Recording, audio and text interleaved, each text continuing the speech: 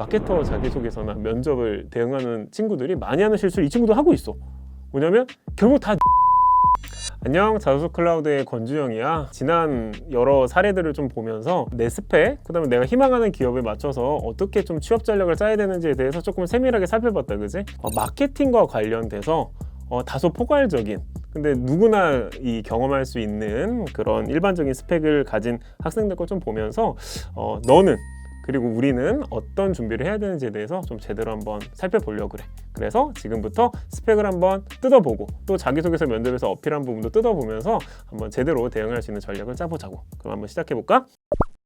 이 멘트 자체가 되게 재밌는 것 같아. 보니까 뭐로 가도 좋으니까 마케팅을 하면 좋다. 다른 건 싫다. 그래서 뭐로 가도 마케팅. 근데 사실은 목표 자체는 굉장히 분명해서 목표가 분명하면 전략도 분명하기 때문에 뭐 나쁘지 않다. 이 자체는 그렇게 볼 수 있을 것 같아. 마케팅 직무를 지원한 서울 중위권 경제학과 출신이래. 학점은 4.5 기준에 3.44. 토익은 880, OPK2L 공모전 수상 2회, 학내 마케팅 뭔가 포럼 같은 게 있었나 봐. 그거 전체 조직장을 맡았고, 그다음에 소소한 대외 활동들 뭐 이런 것도 있었나 봐. 그다음에 공공기관에서 인턴을 했고, 그다음에 영업, 국내 영업관리 인턴을 했대. 와, 진짜 그지? 박수 쳐줄 만한 정말 최선을 다해서 열심히 산 학생이다. 근데 전체적인 내가 취준생으로서의 점수를 매기면 이거 너무 냉정하다고 생각하지 말고 뭐 나쁜 점수도 아니지. 전체적으로는 70점이라는 전제를 가지고 이 취준생의 어떤 스펙이라든가 준비 방향성을 좀 볼 필요가 있을 것 같아. 그러면 왜 그런지를 하나씩 좀 뜯어보면서 설명을 해보도록 할게. 자, 우선 첫 번째 정량적 스펙을 좀 분석을 해봐야 될 것 같아요. 우리가 정량적 스펙이라는 건 숫자로 보이고 눈에 보이는 거, 그지? 이렇게 딱딱딱 확인되는 거, 그걸 우리가 정량적 스펙이라고 볼 수 있는데 정말 이 학생이 상처받을지도 모르겠지만 60점 이상을 주기 좀 어려울 것 같다라는 생각이 들어.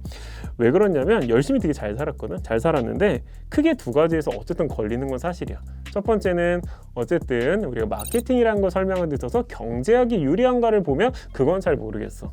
사실 상관이 사실상 없다라고 볼 수 있기 때문에 여기서 좀 이제 우리가 좀 깎아먹는 게 있겠지. 그리고 두 번째는 학점 이슈가 좀 있는 것 같아.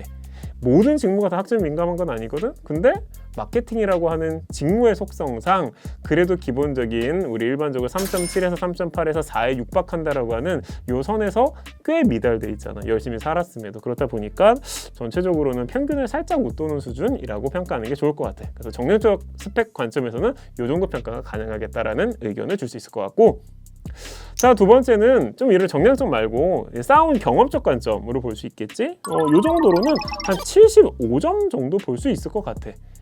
누군가는 아마 그럴 거야. 와, 공모전에서 수상 2번 했고 뭐 포럼장 뭐 이런 것도 하고 했는데 왜 75점이야? 이럴 수 있는데 중요한 게 하나 빠져서 그게 한 20-30점을 갉아먹은 것 같아. 그게 뭐냐면 내부인으로서, 즉 직장인으로서 마케팅을 고민하고 솔루션을 내고 막 치열하게 막 한번 싸워보고 이런 경험이 없다는 게 조금 이 직무에선 치명적이긴 한 것 같아. 이게 없을 경우엔 어필할 수 있는 부분이 딱 위에 막혀가지고 더 어필이 못 된다. 그래서 75점이라고 생각하고 보완 전략을 수립하는 게 좋겠다가 두 번째 나의 평가다. 이렇게 보면 좋을 것 같아. 자, 그 다음에 세 번째는 이제 이 지원자가 우리가 쓴 자기소개서 한번 봐야 되겠지, 그지? 그래서 자기소개서 한번 보자 이거야. 그래서 2개 문항을 나한테 줬더라고. 그래서 첫 번째 도전 경험.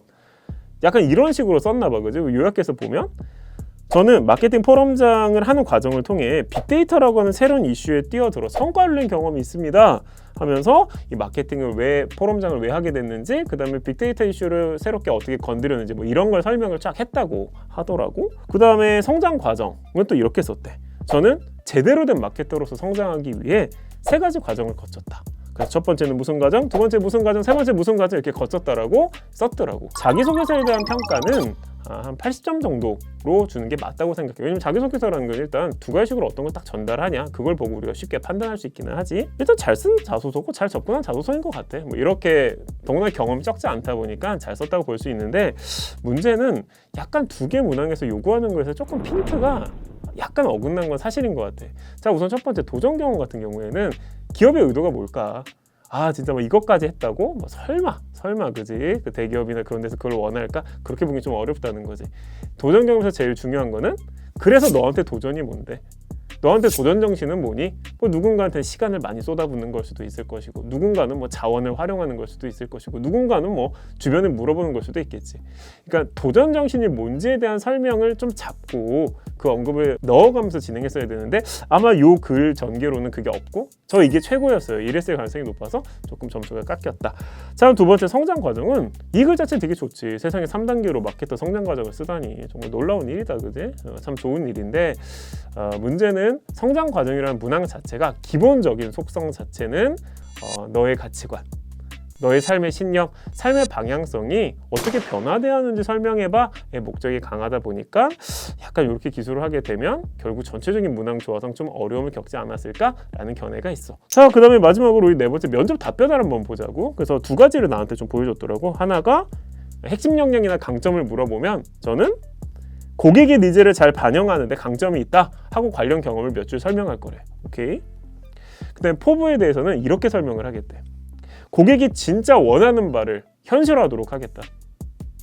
현실화하는 게 얼마나 중요한지 설명하고, 그리고 이걸 달성하기 위해서 내가 보완하고자 하는 거 뭐 이런 걸 설명을 하겠다 한 거야.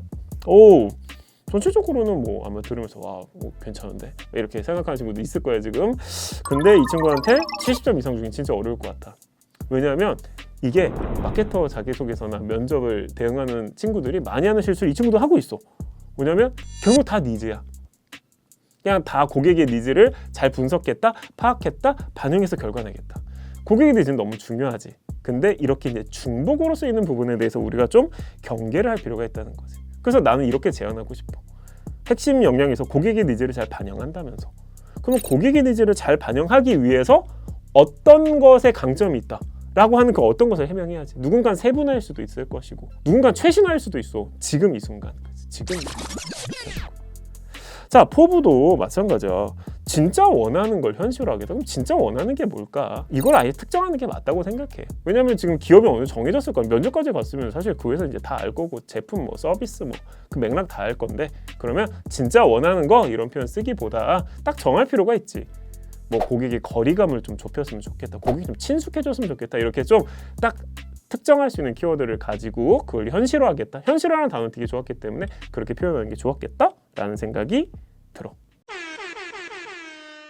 결국은 지금은 보면 다 약간 간접적으로 마케팅을 설명하는 경향이 있기 때문에 좀 문제였다는 거예요. 열심히 살았음에도 불구하고. 근데 전공적으로 똑 떨어지지 않는 이 현실을 조금 극복하고 우리가 답을 찾아가려면 이제 내부인이어야 되는 거야. 우리의 상품, 우리의 서비스를 어떤 식으로 데코하거나 그들에게 전달할 것인가에 대한 고민을 하기 위해선 뭐 대기업, 외국계, 뭐 스타트업, 중견기업 난 상관없다고 봐. 하고자 하는 직무랑 크게 이격되지만 않으면 마케팅 직무 하는 것도 좋고, 그리고 약간 한 발자국 떨어진 컨설팅 에이전시도 난 좋다고 봐. 컨설팅 에이전시에서 클라이언트의 니즈에 맞춰서, 그것도 사실상 내부적 시각이 필요한 거거든. 그래서 어떤 형태로든 마케팅의 실 업무 경험 3개월 이상이 필요해졌다. 그래서 3개월 이상을 어떻게 쌓을 것인가에 대한 빠른 고민과 서칭이 필요하겠다. 도움이 됐는지 모르겠다. 뭐 딱히 그렇게 뼈 아픈 말이나 이런 건 없었고, 뭐 이거 해라 저거 해라 나름 건설적인 조언이었다. 그래서 큰 부담 가지지 않고 마무리하도록 할게.